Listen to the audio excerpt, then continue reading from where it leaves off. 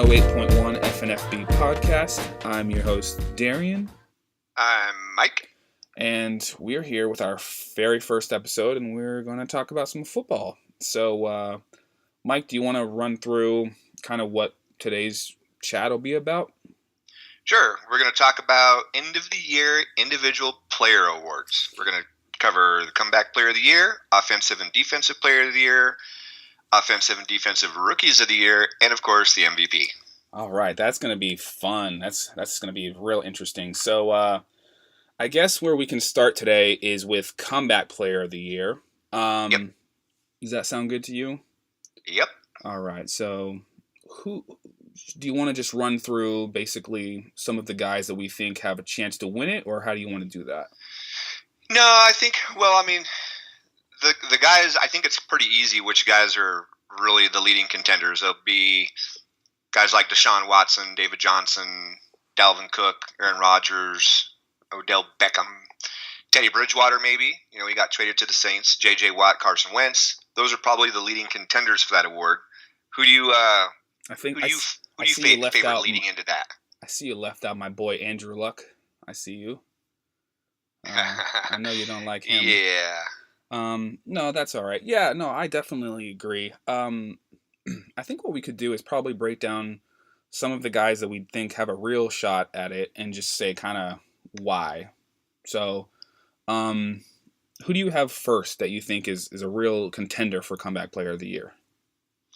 I'm kind of torn between a couple guys. The one that I'm sort of leaning to right now is David Johnson because of all the guys that missed a lot of games last year, he's one of the ones that's sort of heavily relied upon in his offense. Absolutely. And he didn't have, a knee, ankle, back. It was a wrist injury that, wrist injury is still hard to come back from, but it was a bone type thing where, he's not going to have to worry about his knee popping sideways or doing anything strange. Right, and although he's a great receiving back just as much as he's a running back, like you said, I don't think it's something that's going to reoccur that'll linger for him. So once he's back, he should be back, barring a freak accident.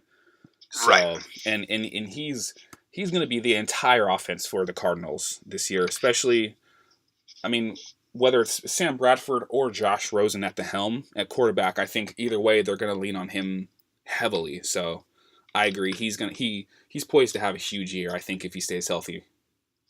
Yeah, the only other guy they've really got on offense that's gonna get any kind of more looks than he is or not even more. But is anywhere near as many as going to be Larry Fitzgerald, and right. They're not going to want to throw him the ball 200 times a year this year because he's not a spring chicken anymore. No, definitely not. He's still great, but like you said, he's up there, so he's definitely not going to be your workload offensive skill player. So, right. So, I guess the second guy that I would say has a really great shot at winning comeback player of the year is Odell Beckham Jr. So, he missed 12 games in 2017 with a fractured ankle, and I think that with him coming back and him being healthy this year, as long as that ankle doesn't get re-aggravated or anything, then he's going to put up numbers. He always does. So I think he's poised to stretch that offense in a way that makes it easier on Eli, who did not have a great year last year at all. And it might even help rookie Saquon Barkley out a lot, so make it even easier on him. So I think Odell Beckham's got a good shot too. What do you think about that? I think he does too. I think he's going to be a big part of that offense, and like you were saying, now that they've got Barkley to help, kind of make the defense keep honest with the whole thing, that he should have a pretty good year, and that'll point him in the right direction. Now, the other guy I was leaning towards, that I'm kind of having a difficult time deciding between is Dalvin Cook, because he was doing great before he got hurt early last year. And, they've got a lot of other receivers and things like that. But as far as running backs, they've got Latavius Murray. And, I was a fan of him once upon a time. But he's no Dalvin Cook, to be quite honest with you. No, he's not. I like Latavius Murray, and he's fine. But Dalvin Cook was he was looking pretty special before he blew his ACL just 4 games into last season, and I think coming back from that and being on a team that's going to be considered probably either, I would say, throughout the football cognoscenti, probably a first or second seed in the NFC as long as everything goes right. I think he's going to make some noise, and he should be a big part of why they have the success that they do. Yeah, I agree with that. Is there anybody else you can think of maybe that might be out there? I mean, I know there's a couple quarterbacks laying around that were injured last year. Yeah, there's actually a ton of quarterbacks. That's the thing. So before we do quarterbacks, I do want to say that I think one other guy that's not a quarterback, because I feel like a quarterback probably will win this award just because there's 3 or 4 pretty big name ones that are coming off of pretty serious injuries. And it would just be hard to not give it to one of them. But I think J.J. Watt, who played 8 total games since the start of the 2016 NFL season, he's won multiple Defensive Player of the Year awards already.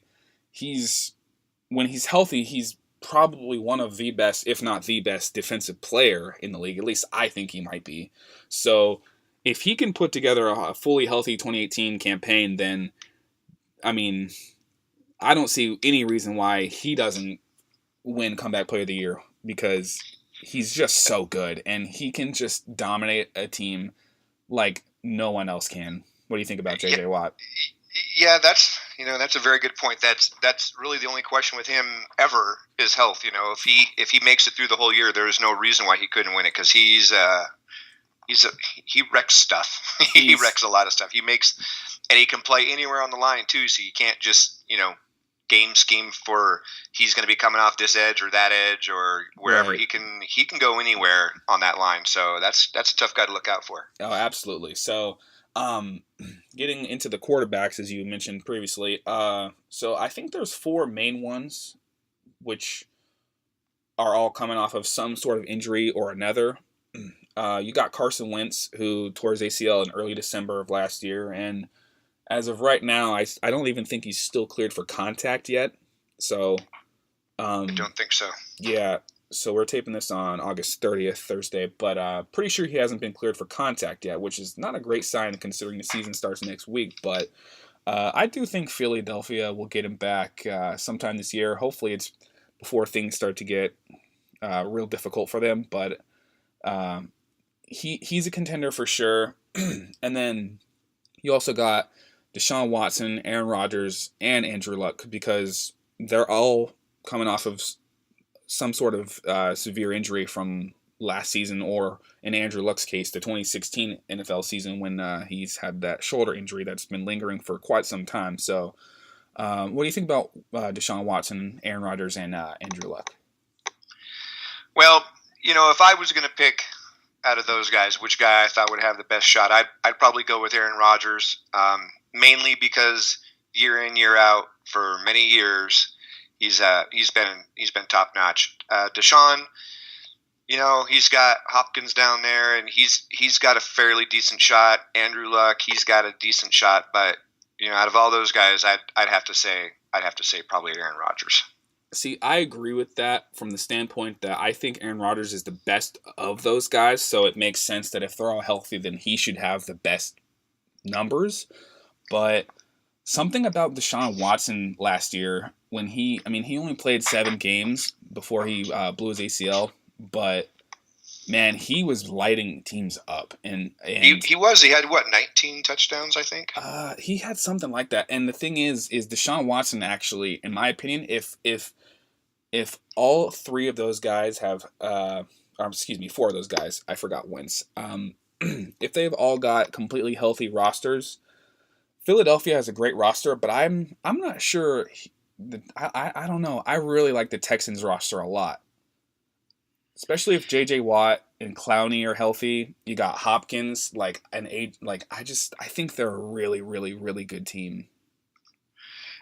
I do too. But the problem they've got is can they keep all those guys healthy, right? You got right. JJ, can you keep him healthy? Is Deshaun going to perform like he was performing before Right. There's a little bit of questions, but again, there's questions with Rodgers, there's questions with all the other guys we're talking about too, or else it wouldn't be comeback player of the year. Exactly. Like, you're 100% right. So with all that being said, just breaking that down a little bit, who's your final pick for that award? Who's your prediction? I'm going with David Johnson. Really? Okay. Yeah, I know they got Fitzgerald there, and whether it's Rosen as the quarterback or Bradford as the quarterback, both those guys would benefit greatly from being able to dump passes out, out to the flats to David Johnson, and everybody knows he's a very good running back. So and he didn't have any kind of a strange structural leg injury type thing, no ankle, no knee, anything like that. It was just a wrist injury, and I think he'll be back and as good as he ever was. And if that's the case, then I find it hard to find anybody else who's going to top that. No, that makes total sense. I completely agree with you. I think honestly, you kind of persuaded me towards David Johnson, because that's a really sound argument. I think the reason I'm going to take Aaron Rodgers as my prediction for comeback player of the year is because, quite simply, he's the best player out of all of those available. And I think if they're all healthy, I think he's the one who has the main shot to not only win comeback player of the year, but also MVP. Like, he's that good to where he can. I cannot argue with that. Yeah, so he can just turn it around from missing. I'm trying to think what he missed last year, of how many games he missed, but 10.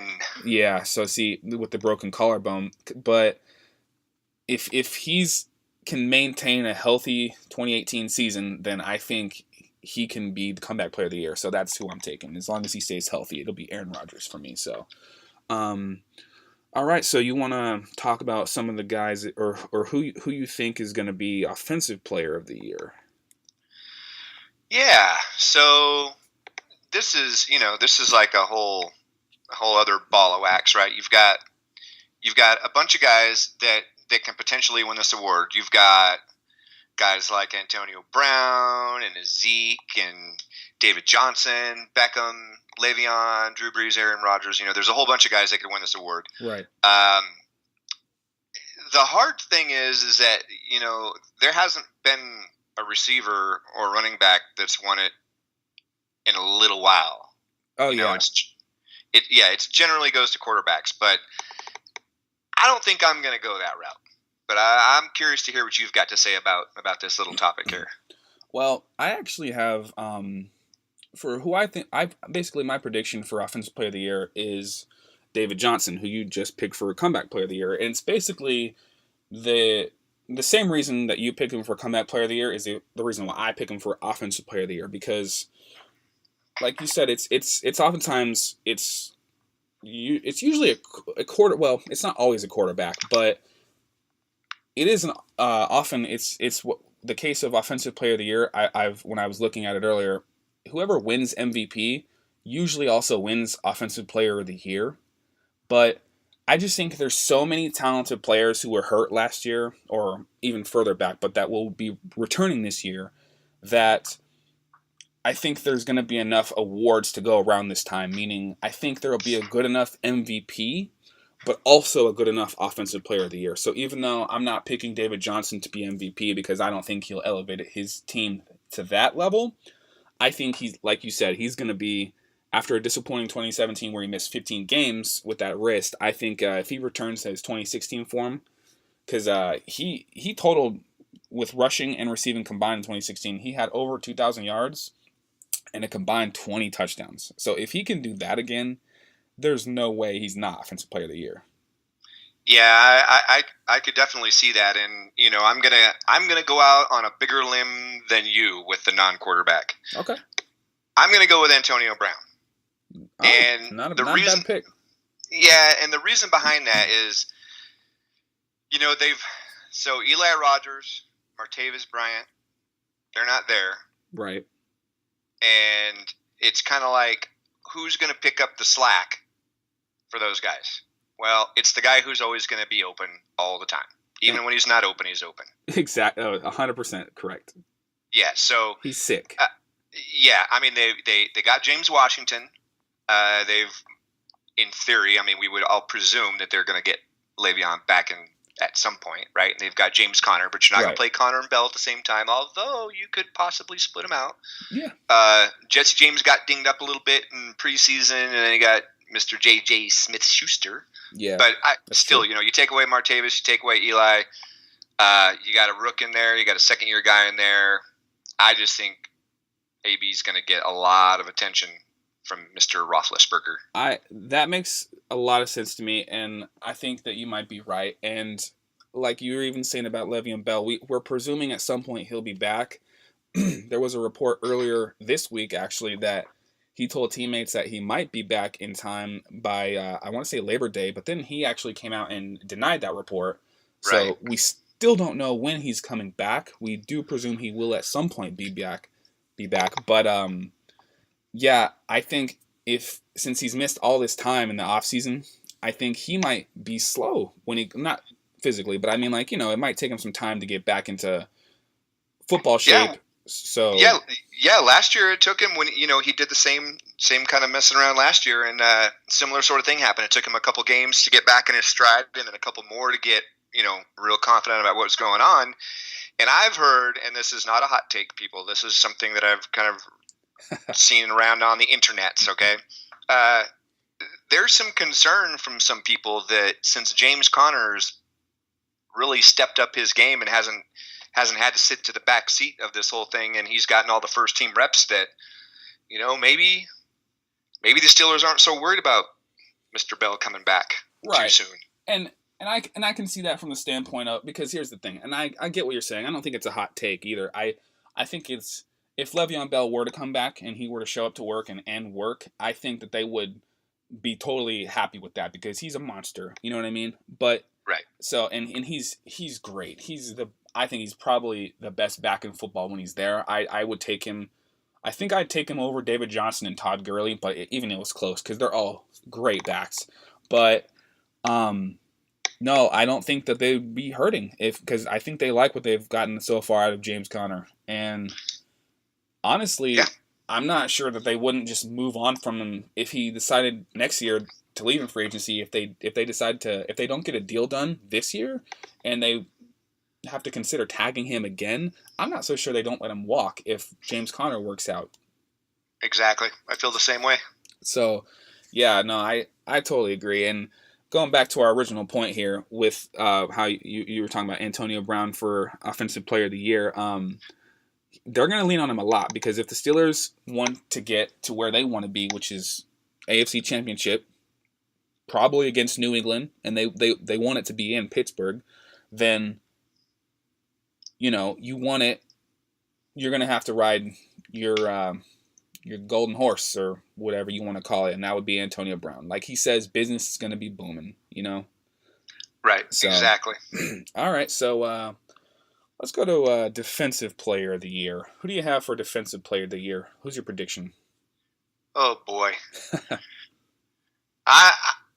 I think based on a few different things, I'm going to have to go with Mr. Joey Bosa. Okay. All right. It pains me a little bit to say that. We won't go into the reasons why, but I'm pretty sure. You can say why. Go ahead. It's fine. No. I think Joey Bosa's got as good a shot as anybody else to do it, and that dude is he's a beast. He does not stop. No, he doesn't. He had in his second season. I mean, he had a pretty good rookie year once he got into camp, because I remember he wasn't signing for the longest time his rookie year. Right. But he had a pretty good rookie year, and last year he was 7th in the league in sacks with 12.5 sacks. So, and he earned his first Pro Bowl. So if he builds on that success from his first 2 seasons, honestly, and if you look at the past history of Defensive Player of the Year, then I think Joey Bosa makes as much sense as anybody in the league does right now, especially when you consider that the last 2 reigning Defensive Player of the Years, Aaron Donald and Khalil Mack, still aren't in camp. Correct. So, because I would probably take one of those guys, if I'm being completely honest, if I thought that they were, if I knew that they had a full offseason and they had been with the teams the whole time and they wouldn't have to work themselves back into football shape and get acclimated to the season at last minute. You know what I mean? Exactly. And the thing is that, it just exactly what you're saying. It's going to take them a little bit of time. You can go and work out at the gym and run and sprint and beat up on dummies all you want, but until you're getting double and triple teamed by offensive linemen, it's a whole different game. And then let's not forget Mr. Mack, since he hasn't been in camp all year, also needs to learn a completely different defense. Now, yeah. I'm sure teammates have been giving him some info about responsibilities and gap responsibilities and all that kind of stuff. But again, he's not just behind in football.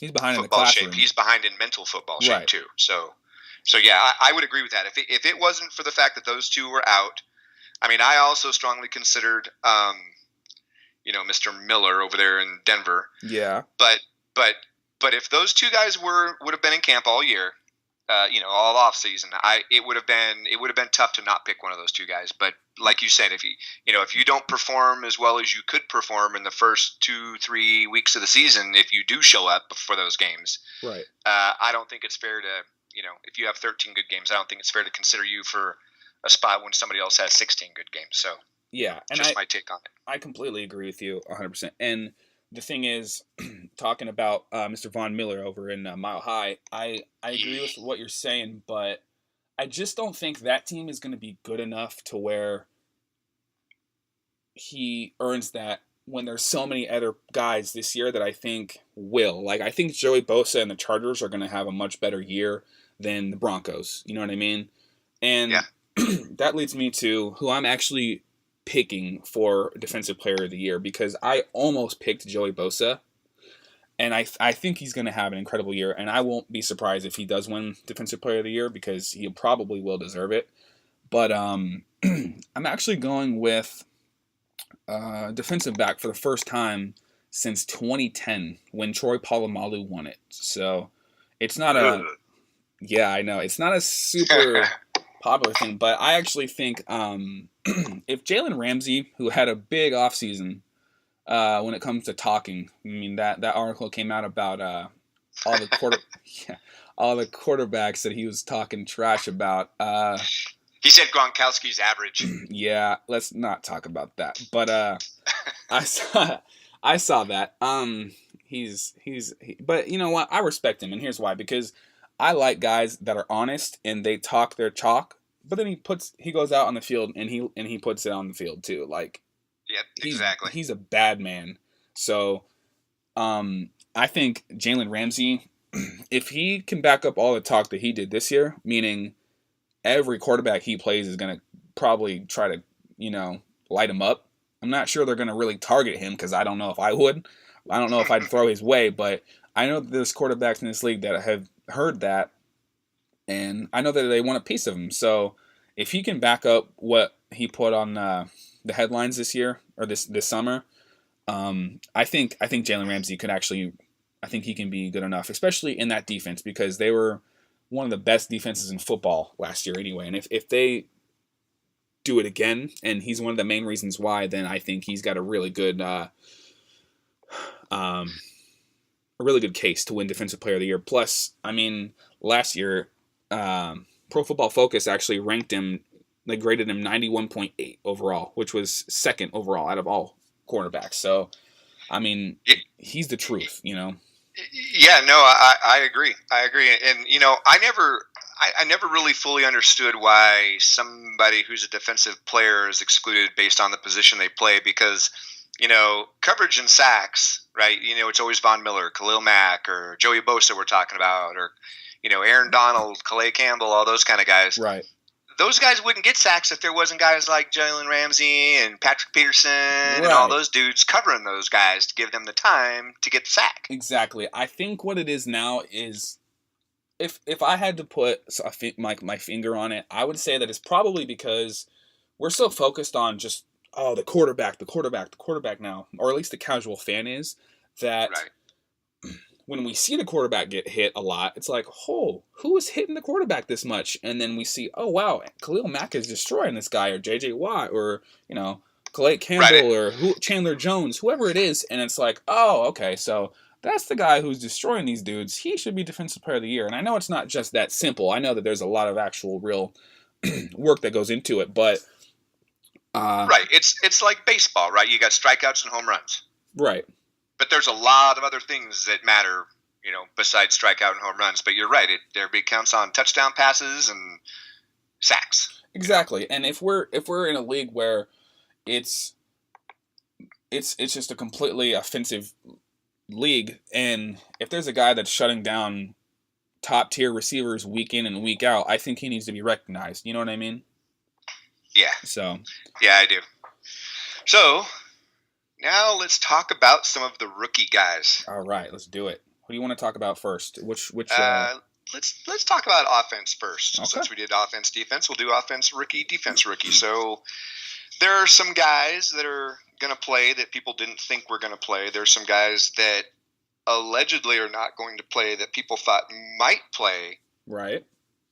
And then there's some guys that are pretty much presumed to be already good and going to lead their team to some big high plateau of fabulousness, right? Yeah. So some guys who have already been who've already been crowned, right? Yeah, they've already won the Super Bowl and they haven't taken a regular season snap yet. Right. So there's a few guys that that people have been talking a lot about. There's Barkley and Sam Darnold and Ridley, Mayfield, so on and so forth. There's a few other guys out there as well. What's your take on these rookies so far? So far, I don't know. I think offensive rookie of the year isn't as complicated as everyone's gonna make it out to be, and here's why. I think by the end of the year, when hindsight is 2020, it will have been a 2-horse race. I really do, and the reason I say that is I mean, you already kind of went through it, but I do think it's going to be between Saquon Barkley and Sam Darnold, and the reason why I say that is I think Baker Mayfield has a good shot, but I think Tyrod Taylor is going to hold him off long enough that either Barkley or Darnold is going to put together more numbers over a more period of time just by having the opportunity to actually play. So I don't think Mayfield's actually going to be able to make enough noise in the amount of time that he would need to make up that ground. And I know there's a lot of guys that are going to be good this year, like right away. I do believe that, but I actually think I'm a big believer that if you improve your team enough from what they were the season before you got there, that you're deserving of it. So you know what I mean? Like if you can. I'm trying to figure out how way to say this. If you can affect a team's change enough just by being a new addition as a rookie, I think that's worthy of one of these awards. And I think Saquon Barkley, even though I don't think the Giants are still going to be a playoff team this year, because I just don't think. First of all, I don't trust Pat Shurmur because we've seen him as a head coach before in Cleveland, and I know it's Cleveland, so it's like it comes with its own stuff. But I just didn't like what I saw. He didn't handle the media well, and New York media is just going to be all over him. Yeah.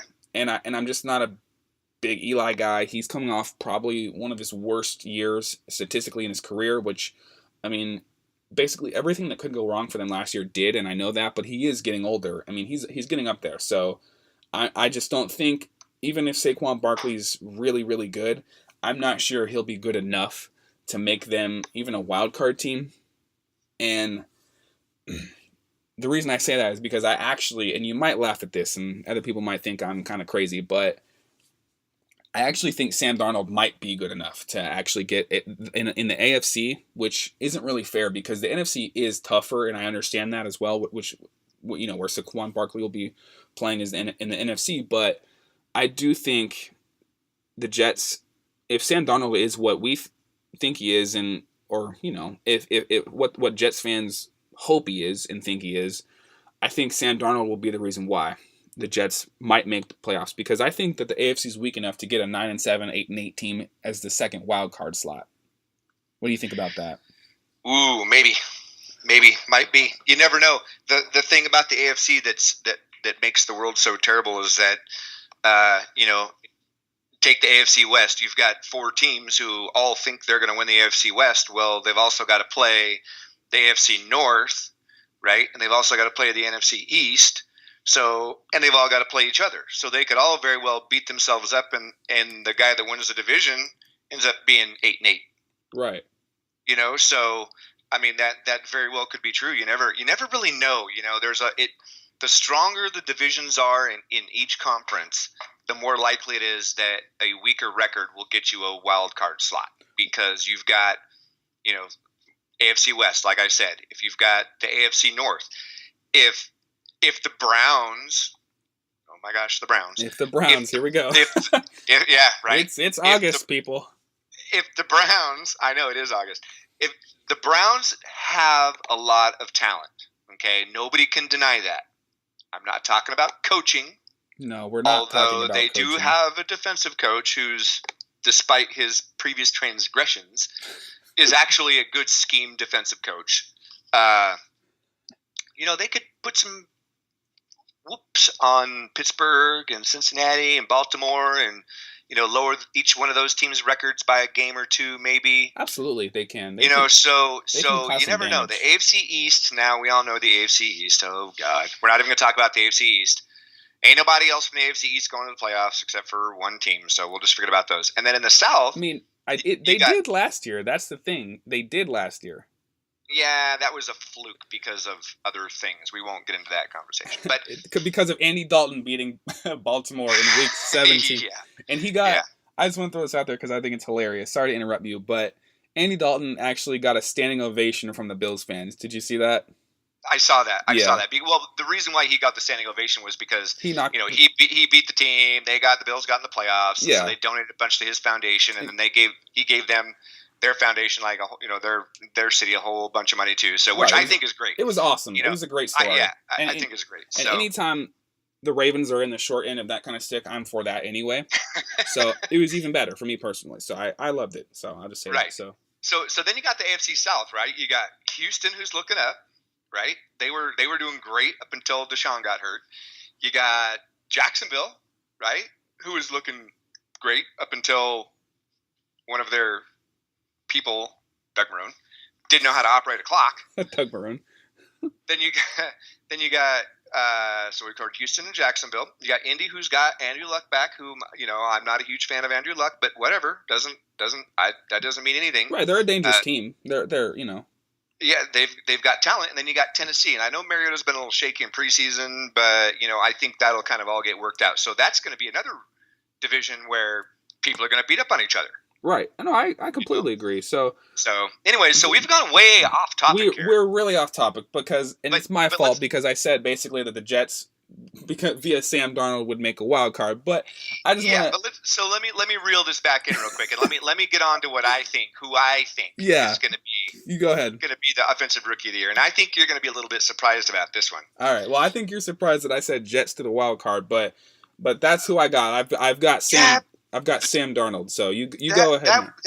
That wouldn't shock me, though. I mean, there's other things that would shock me. That would not particularly shock me. Right. All right. Well, not especially with Buffalo making it last year, because I think the Jets will be better than Buffalo was last year. You know what I mean? Well, if they wouldn't have played Nathan Peterman, they probably would have been in the friggin' playoffs anyways. But anyways, I agree. So go ahead. So we got Barkley, got Darnold, Mayfield, right? We've covered those guys. But I want to talk about Calvin Ridley. Yeah, okay. Calvin Ridley, man, he's looking good in the preseason. Yeah, so he's got a quarterback who's been known to throw the ball once or twice. Yeah, Mr. Matt Ryan. I think he's got another. He's got another guy who's been known to catch a ball or two, and Julio, Mr. Jones. But I'm thinking, people are going to try to shut down Julio, and they're going to need somebody to kind of step up even more than they have in the past. And I think that Calvin Ridley's got the ability to do that. And so I think that he's got a good shot of getting, a whole lot of targets this year. And if he does, he's pretty much known for catching the ball. Right. So I mean, if I had to pick somebody who, as a rookie, I've already seen Barkley have a couple little twinges and some injuries and stuff. And despite your thinking the Jets are going to potentially make a wild card berth, I'm going to go with Calvin Ridley. I just think that he's going to get a whole lot of targets this year, and I think he's going to make the most of them because they're Well, going to try to shut Julio down, which you can't really. You right. can only hope to contain him. Right. You can only hope to minimize the carnage that Julio Jones causes on the field because he's just so good. But I actually think that's a really good under the radar, but it's a smart pick. And the reason why I think that is because if you look last year, Julio Jones only had 3 touchdowns. You know what I mean? And he played the Right. entire year. And I don't think it's because he had, I mean, it wasn't a great year statistically, but I think it's partly because they didn't really have anybody last year other than Mohamed Sanu, who's fine, and Taylor Gabriel, who's okay, and that's great. But you don't have someone opposite of Julio Jones that can just cause so much of a distraction in the defense that Julio Jones is like, hey, I'm out here wrecking shop. You know what I mean? Right. So I think Calvin Ridley's a good pick because I think he's going to get a lot of red zone looks, and I think he's going to score a lot. Personally, I really do think that. So I think it's a really good pick because, and I honestly I think it might make Julio better too because Julio is going to get maybe less double teams. I mean, probably not because you still can't leave Julio open. He's so good that if you do, and Matt Ryan's going to see it, and it's just over because he'll just be gone. It's going to be in the end zone because he's that good. But I think Calvin Ridley. But you got to watch out for Ridley though. I think you're right. I think that by Ridley being on the other side and being, it's kind of like a 1A, it's not really a 1A, 1B, but it's like a 1A and a 1E maybe. Right. Where teams will start learning throughout the year, they're going to have to start paying attention to him too, and then you can start scheming in, you can look safeties off and start doing things with coverage where they're going to say, oh well, we're gonna get this guy that time, and then run somebody right at him. And I just think I think you're right. I think it'll open up some stuff for Julio because they won't be able to cheat as much. Exactly. He's not going to be the only person in the receiving corps that they really have to pay attention to. Right. So, all right. So no, that's a great pick though. I think Calvin Ridley's got a real good shot, especially if that team. And Steve Sarkisian, because he's still there, right? He's the offensive coordinator. Yeah. Yeah. If he can get that team on that offense on track, because they had a down year last year, but if he can get them on track, I think Calvin Ridley is going to explode, and I think Julio will as a result as well. So I think Calvin Ridley's a good pick for offensive rookie of the year. Telling you, watch out for them Falcons. Yeah. The Dirty Birds. The Dirty Birds. Okay. So right. Yeah, go ahead. Enough of that. Let's talk about defense now and all the little rookies that got drafted this year. Yeah. There's quite a few guys that in theory is going to make a huge impact on their teams, but there's a few that stand out. So who are a few that stand out to you? Who do you think have a real shot? There's been some rumors that Derwin James is really starting to wreck shop down in Charger land. I almost said San Diego, so I was like, yeah. Roquan Smith. Sorry, San Diego. Huh? I said sorry, San Diego. Yeah, sorry, San Diego. There's Roquan Smith, and he's a guy I really liked coming out of college. A lot of people said, oh, he's undersized or he's not fast enough or this or that. But, I live in Georgia. I've seen him play a whole lot of games in Georgia, and the SEC is no joke. And he's going to be just fine. Yeah. The only thing. Sorry, go ahead. No, go ahead. Oh, I just wanted to real quick about Roquan Smith. The only thing I'm worried about with him is I don't know if he got the full off-season training camp thing because it took him so long to get in the building because they were working on the contract. So I'm just worried that he's a little bit behind the 8 ball. But I mean, I'm probably wrong about that, to be honest. Anyway, I just wanted to point it out because I mean, even like we were talking about Joey Bosa earlier, he didn't get into camp until super late his rookie year, and he still had a really, really good rookie year. So yeah, and along the same lines of linebackers, right? You got Tremaine Edmonds, right? A lot of people liked him coming out of college. I liked him, but there was a question about he's kind of raw or whatever. But he's a really big, fast guy. Got Minka Fitzpatrick, right? Where's he going to play? Safety, corner. What's he going to do? Right. Then you got Chubb, who's going to have Miller on the other side. So in theory, that should give him more of an opportunity for one-on-ones. And Marcus Davenport, the Saints traded away half their life to get him because they're trying to win right now. And like Deron Payne. So there's some guys out there. I'm sure there's a couple other guys I left out somewhere, but Out of all these guys, if I'm looking at where they're playing, what they're doing, and their potential and all that kind of stuff, the guy that stands out to me that I think is going to be having a really good year is going to be Minkah Fitzpatrick. Okay, that's really interesting. So, do you want to break that down just a little bit more for me? Yeah. So as you were talking about earlier, right? The league is really a passing league, right? And despite you've got two starting corners, right? You got the left corner, right corner. I would say, I don't know the exact numbers, but I'm going to go with 70% of the time there's going to be a slot corner in there. Right. Oh, yeah. And Minkah Fitzpatrick is perfect for that. And I think he's given up in preseason, and I know it's preseason, people, so let's not get that started. I think of all the passes attempted at the guy that he's covering in the slot, right? They've completed 3 in 3 games. Yeah. And they've got a whole 14 yards. No, he's real good. Minkah Fitzpatrick is good, and I tell you now. Yeah, and he's the highest ranked rookie.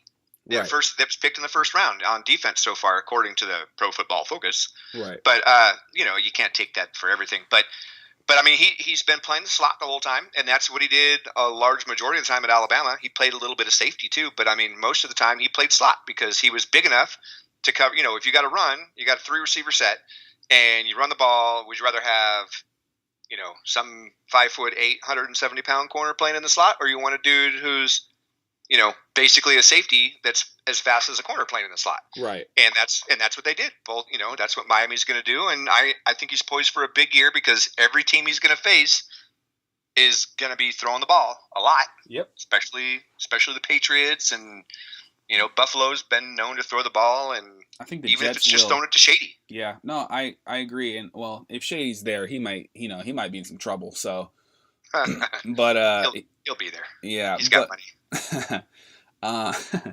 But no, I agree. I agree completely with that, and I think that's a really good pick, and it's under the radar pick too because you don't really think about a rookie on the Dolphins being a guy who's poised for a really big year in his first year, but I think that's exactly what can happen. I think Minkah Fitzpatrick can, and because he's going to get the opportunity, like you said, and I'm pretty sure that they play. I don't have their schedule in front of me, but I think they play several good quarterbacks. Like I think they play Pittsburgh, I want to say, and aside from like you said, in their division in the AFC East, they're going to have to play Tom Brady twice, and so who will he be on? Will he be on Hogan or Edelman when Edelman's back, or will they put him on Gronk? You never know. I mean, that might be his assignment. He as a rookie, he might have to cover Gronkowski for 2 games. You know what I mean? Yeah, I mean, so here's a little short list of the guys that got to play, right? Like you're saying, the Patriots twice, got to play the Bills twice. Got to play Matt Stafford, got to play the Texans, got to play Andy Dalton. You got to play Spider 2 Y Banana. You got to play the Packers. There's a lot of teams. Got to play Andrew Luck. There's a lot of teams. He's going to be covering a lot of guys. He's going to be facing some good guys, and like you said, the Packers. So he'll be covering. I can't remember the tight end from Seattle. What was his name?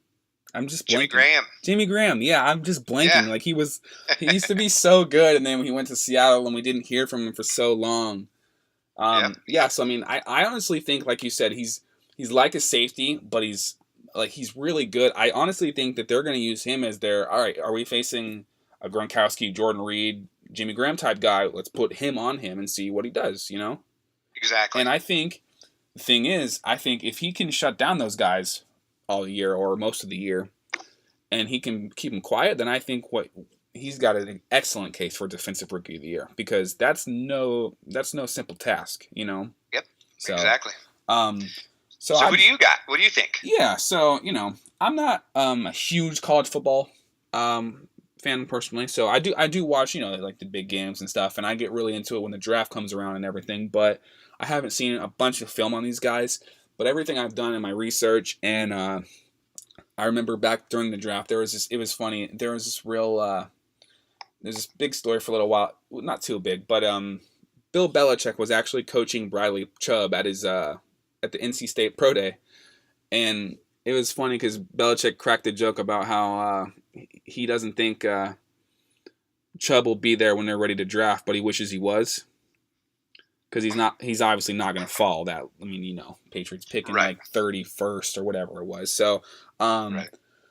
but I just, if everything about Bradley Chubb that we've seen so far, and if it's true, then playing next to Von Miller is just going to be a nightmare for quarterbacks all year. I really do think that, and the thing is if they're good enough together, then they might be able to restore some of that Denver domination that they had for a few years.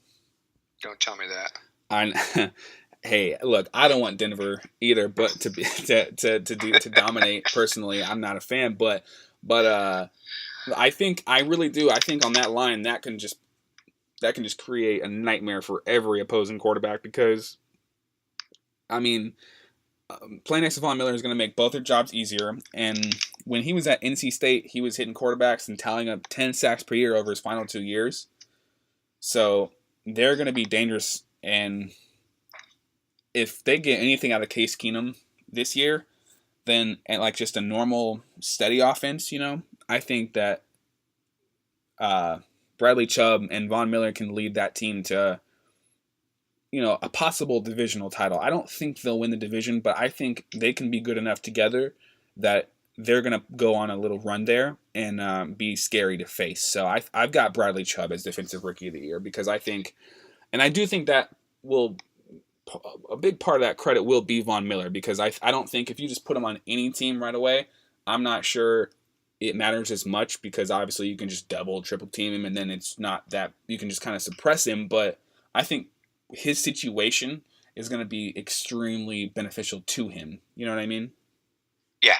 So. Yeah, and, going along with that, really the only thing Denver's been lacking, honestly, and I know they lost some guys this offseason, but really the only thing that they've been lacking is somebody that can put a reasonable amount of points on the board. Right. And at least, and even if you don't do that, don't 3-and-out it every time you get the ball and don't turn the ball over. So if you can at least have a couple drives, burn some clock so the defense can rest, you don't even have to score a lot of points. Just don't make them be on the field, 48 minutes out of a 60-minute game. Those guys 100%. Get tired, and no matter how good you are, if you're tired, you're not getting anything done. Exactly. If you got your hands on your hips the whole time, there's gonna be nothing you can do. If you've got to be sitting on the ground for injury timeouts because you can't breathe, if you got a big old chubby defensive tackle who's just like you got to call injury timeout because I can't get up yet, like because you're always out there, then it's just going to be the same old with the past few seasons for Denver. But like I said, I think if Case Keenum can be somewhat steady for them and be like just even if it's just like a 17 points a game, 20 points a game type thing, I really believe that Bradley Chubb next to Von Miller, or opposite of Von Miller, I should say, they can be good enough where he can win Defensive Rookie of the Year because I think they can be nightmarish. So yeah, it would not surprise me at all. Yeah. So all right. So what do you think about the big conversation here is MVP for 2018? So there's no conversation. Aaron Rodgers. Wow, it's that simple for you, really? No, it's really not that simple. The big names being bandied about in the land of football is Tom Brady and Aaron Rodgers and a couple other guys that are out there that people are talking about too. Right. Drew Brees, Phillip Rivers, all that, and I've honestly there's some other guys out there that I would not be surprised if they won, but due to some of the unknowns, as it were, I can't really consider them legitimately. See, now what we're going to have to do is week 9. Okay. So that'll be halfway through the season, right? There'll be 8 games played, 8 games to go for some teams or whatnot. Week 9, we're going to have to revisit this conversation, right? Because there's some guys out there that I would really like to pick for this award, but I can't do it in good conscience because I don't know what's going to happen. So just out of curiosity, real quick, before you keep going, I'm just curious. So, and you don't have to go into a whole spiel about them, each one of them, but like, who are some of the guys that you're weary of taking, but you wish you would, like you wish you could? Who are some of them? Jared Goff. Okay, that's an interesting pick for sure. Carson Wentz. Right, because we just don't know what his health is going to be. Ready? Derek Carr. Yeah, it's a very interesting pick because, I mean, John Gruden coming back, that's going to be interesting. Well, so here's the thing. Here's the reason. In a nutshell, some people out there might be chuckling, but in a nutshell, here's the reason why I say Derek Carr. In a quick and easy point. When he was in potential contention for the MVP the last time, right, it's when he had Greg Olson as his offensive coordinator. Right. Greg Olson is back as his offensive coordinator. Now, granted, he's not really the offensive coordinator. He's more like the offensive installer and manager. Gruden's really the coordinator, but he had his best time was when he was playing. Well, oh wait, I'm wrong. I'm 100% wrong. Musgrave was his coordinator, but his rookie year, Olsen was his coordinator and was the one that taught him how to do stuff. But the point being, he has weapons. I think he's got a shot, but they could also do Spider 2 White Banana and end up blowing the whole thing up. So who knows? So I can't in good conscience pick him. Right. But yeah, there's other guys. Carson Wentz is out there. Is his knee okay? Does he come back? I mean, like you were saying earlier, he's been cleared for contact yet. Is that a sign of it's not quite right, or is it they're just being careful, right. Or what's the situation there? So there's a few other guys out there. You can never really not include Russ in the whole conversation because that's kind of the guy he is. But I'm going with Aaron Rodgers because if he's healthy and he's back, dude's good. Great. Yeah, dude is good. That's a fact. Aaron Rodgers, dude is good. Dude is also paid now, so yes, dude is paid. That doesn't hurt. Doesn't hurt to be good or paid. So I think that's interesting. So Aaron Rodgers is. I think it is. It's a really safe pick, but it's also a really smart pick because there's a reason it's so safe because it's very likely. Right. So it's not like, I'm not going to call you out and say, no, you took the safe pick. It's the smart pick if he's healthy. And, it depends on. And that's the key, too. Right, exactly. If he's healthy, because he missed, or he played a total of 7 games last year because he was dealing with that broken collarbone. If he can stay healthy, there should be no reason why, because we know he's going to put up numbers, because we know he's a bad man. You know what I mean? He's Aaron Rodgers. A-Rod, or, the other A-Rod, I guess you could say. Yeah, so there's a couple other guys that I think have an interesting case for MVP, and I just wanted to talk about them real quick, just real quick. So Andrew Luck hasn't played football since 2016 NFL season, and he's been nursing that shoulder injury since then. But I just think him coming back, if he it's the same thing as Aaron Rodgers, and honestly even Carson Wentz, who's coming off that ACL tear. If Luck can be healthy for a full season, the guy is gonna, just like Aaron Rodgers, not to the extent of Aaron Rodgers. I'm not comparing them, but I'm just saying he's gonna fill the stat sheet, and he just does. You know what I mean? It's not like watching Ryan Tannehill, who, and no shade to Ryan Tannehill, but Andrew Luck's gonna put up some numbers. He's gonna put up yards and he's gonna put up touchdowns. Now he's probably gonna put up numbers in the interception column too. I was gonna say something. I'm glad you did, so I didn't have to do it. Well, look, I love Andrew Luck. I think he's awesome, but I'm not going to pretend like he doesn't throw a fair amount of picks. Well, yeah, hey, one of the greatest quarterbacks in the history of NFL threw a ton of touchdowns or a ton of interceptions too, in Mr. Favre. So I mean, exactly, it's not the end of the world. It's really not, and I get that it's some people, like, I know your philosophy personally. Even if you don't want to air it, I'm going to out you. Is that you don't like guys that turn the ball over, and so you wouldn't want him on your team necessarily, and that's fine. I get that. That makes 100% sense. Like, that's so logical to me, but I just think what he's capable of being is worth having, and I think that he's good enough that he can be MVP if he's healthy the whole year, So, because I think he's one of the guys that actually will make people around him better, and I know that's a great cliche, but I actually think when his career is all said and done, Andrew Luck, and I know it's still kind of early and he's been hurt, but I think he's going to be one of those guys that we look back on and say, yeah, he was one of those guys that always made players around him better, because T.Y. Hilton is really good, but he doesn't jump off the page to me, or off this, I should say off the screen. I like T.Y. Hilton, but I just think Andrew Luck makes all those guys better when he's there. So that I just wanted to talk about him real quick, because I feel like people have almost forgotten about him because he's been away from the game for so long, but if he's there, I consider him to be a contender for the MVP. And then, of course, I just, real quick, I just wanted to say, Tom Brady. I mean, reigning NFL MVP. The season didn't end the way he would have liked it to, or me personally, but, Um, I think even at 41, he's got a real shot to repeat because the thing working for him that the other guys don't have is, yeah, he's 41, but he's not coming off of a major injury. All the other guys that we listed so far are, whether it's collarbone, ACL, shoulder, whatever it is, he didn't miss any games and he wasn't hurt. You know what I mean?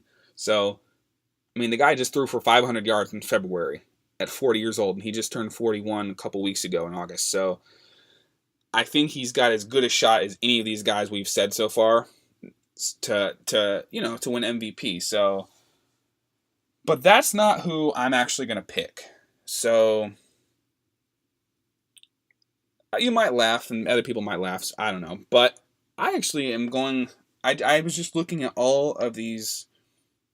Honestly, what I did when I went to a sports book and I wanted to see.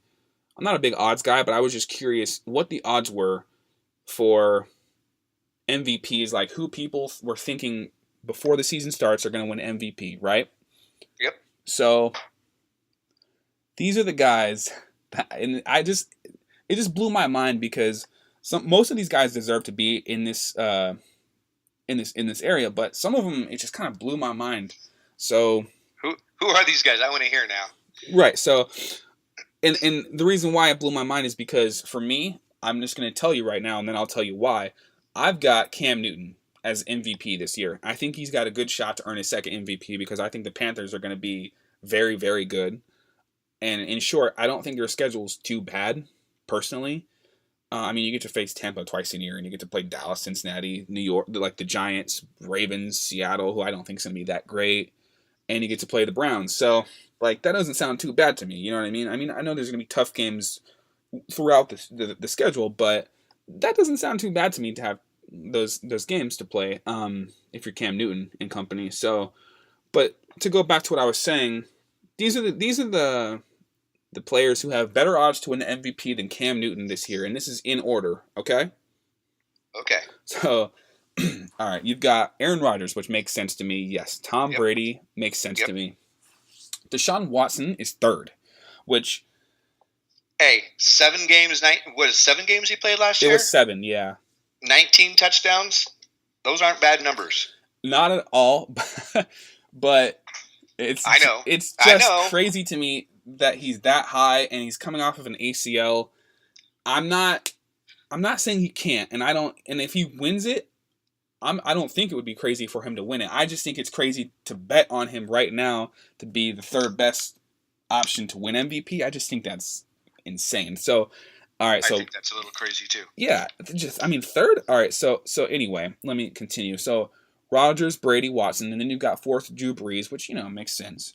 Fifth Carson Wentz, which does make sense as long as he comes back in time because he's not cleared for contact. We don't know when he's going to play. I don't think he'll play week 1. And right now it's looking like he's not going to play week 1. We'll probably know Friday if he'll play because he'll either be at practice or not to get the first weekend. But Wentz makes sense to me from the standpoint of if he plays enough games and he plays like he did last year, even though he's coming off the ACL, he would have won MVP last year over Brady, I think, if he played throughout the whole year. So him, I would agree with that. I think that if he would have finished out the year the same way he had played the year, and the year would have played out the way it did, which there's no telling if it did or not, but I would agree with that assessment. Yeah. So Wentz, and then sixth is this, and I like the guy a lot, and I think the team's going to be really fun to watch. But sixth overall for MVP betting odds right now is Jimmy Garoppolo. Jimmy G. Which is just so high. And after that, because it's a long list ahead of Cam, which I thought was a little crazy in the first place. But, because what was he, 2016 MVP? Is that right? I think 2015. Okay, 2015. It was whatever year. I think it was 2015. The year that they went to the Super Bowl a couple seasons ago. But, I mean, he's not that far removed, and he hasn't really regressed in talent. So, the fact that he's behind all these guys, and you've got Garoppolo, then you've got Kirk Cousins, Matt Ryan, Phillip Rivers, Russell Wilson, Andrew Luck, Todd Gurley, and Ben Roethlisberger ahead of him. Now, you can say what you want about Andrew Luck, not Andrew Luck, Cam Newton, but he's done it. More than half the guys in that thing haven't done it yet, and I think that he's got the skill set to be MVP because he's already done it once, and I think McCaffrey is going to have a better year than he had last year. He's looking great in preseason so far. Devin Funchess is now going to take another step forward with Kelvin Benjamin gone for a season removed from Kelvin Benjamin taking all the number one targets. Greg Olson's still there, even though and he should have a much better season now that he's coming off or now that he's fully recovered, I should say, from that Jones fracture he had last year, which caused him to miss a few games. And they've got a rookie that they really like too out of Maryland from DJ Moore. So, and he's been having a great offseason. So if I expect him, by the way, to leap over Torrey Smith for the wide receiver 2 spot sometime during the season. I think DJ Moore will become a real good player for them. So, plus Cam Newton's a dual threat with the running. So, I honestly think he's got a really, really good shot to be MVP this year. I don't know what's going to happen with that situation. I won't say I disagree because, as you said, he's won it before. I mean, and it's not like he suddenly turned 50 years old and doesn't know how to play football anymore. So exactly, it's not out of the realm of possibilities. Well, I had something to say, but I'm not going to say it. Okay. So those are good. Yeah, so it's going to be real interesting. So, I mean, we'll keep some tabs on that and see, kind of throughout the year who we actually think's going to. If you want. We'll revisit week 9. Week 9, we'll revisit this whole conversation, and we'll see if we want to stay with our picks or. Well, no, we're going to stay with our picks, but we'll rate what we think our picks have done. We'll see if we're in trouble or not. Justify their picks. Right. Yeah. We'll see if we're in the hot seat or not. If we're wrong or if we're looking, if we're looking good, like if we're looking like geniuses back in August, or if we look like dopes, So. Yep. So now, from this point on, you can edit this out if you want, because I just wanted to let you know that there is a Khalil Mack sighting in the airport in the Bay Area. I'm not going to edit this out because I love that 47 minutes ago. I'm not going to edit this out because this is the end of the podcast anyway. And if people have made it this far, then they should hear your excitement for this. Well, hey, you know what? For all I know, he's flying to Seattle to be traded for Earl Thomas and a 7th round pick. Right, Who knows right. what they're doing. But I'm just saying, there's a picture of a dude standing next to Khalil Mack with his big gold Rolex on and his iPhone in his hand, pointing at his buddy. And his buddy said, "My buddy just ran into Khalil at the airport. He's in town." And, of course, somebody mentions, by the way, that looks like SFO, not Oakland.